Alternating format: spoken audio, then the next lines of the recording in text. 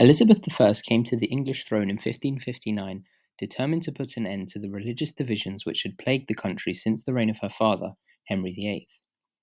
Henry's son Edward had ruled a government with a strongly Protestant agenda before his untimely death, while Mary I was known as Bloody Mary for the violence she bestowed on critics of her traditionalist Catholic government.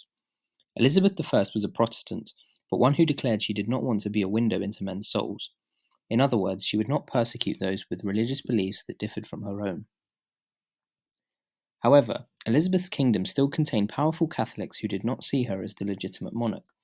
That was because Elizabeth had been born to Henry VIII and his second wife, Anne Boleyn, a marriage to whom the Pope had opposed, and many Catholics continued to see as illegitimate. Consequently, they saw Elizabeth as an illegitimate heir and ruler, and they believed Mary Queen of Scots was a potential Queen of England who could restore Catholicism and papal supremacy to the country.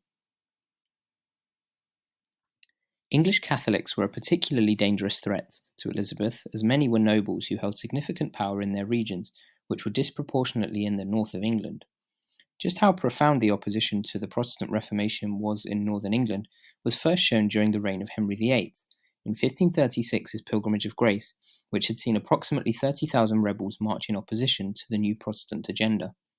They had been supported by many powerful Northern Earls in this, and such Earls still existed in 1569. Many Northern Earls had reason to feel aggrieved towards the crown at this point. Since the 1530s, power in England had become increasingly centralised.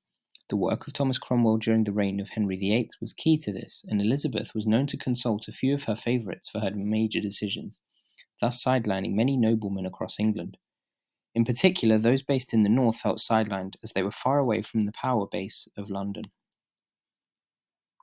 Two of these sidelined nobles were Charles Neville, the 6th Earl of Westmoreland, and Thomas Percy, the 7th Earl of Northumberland.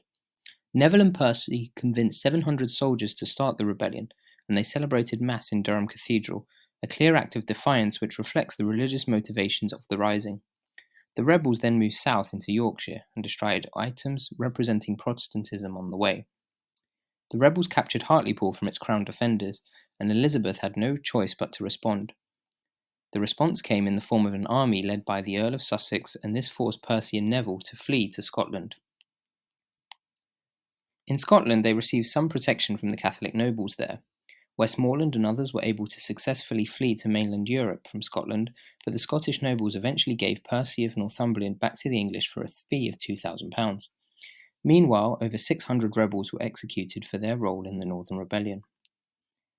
What the rebellion proves is that Catholic opposition to the Reformation remained in the north of England well into the second half of the 16th century, albeit without the same calling powers as it did in 1536's Pilgrimage of Grace. Religious divisions within England did not disappear, however, and these would go on to be a major driver of political and social change in the 17th century. Thank you for watching, and please like and subscribe for more of my history videos.